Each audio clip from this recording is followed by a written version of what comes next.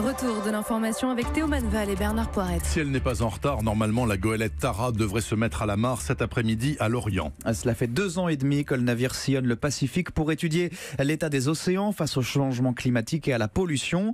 L'équipage revient donc à terre avec des dizaines de milliers d'échantillons de coraux prélevés pour des analyses.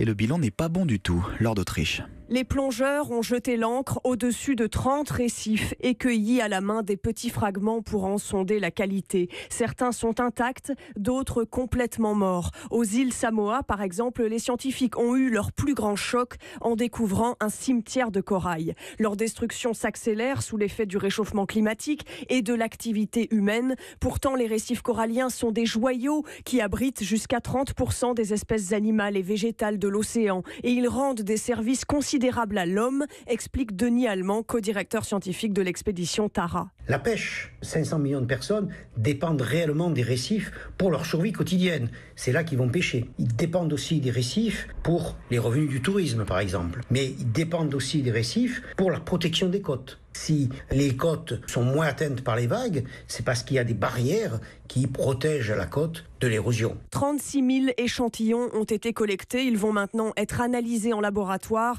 avec l'objectif de comprendre comment les récifs coralliens fonctionnent et comment on peut les aider à se régénérer. Lors d'Autriche.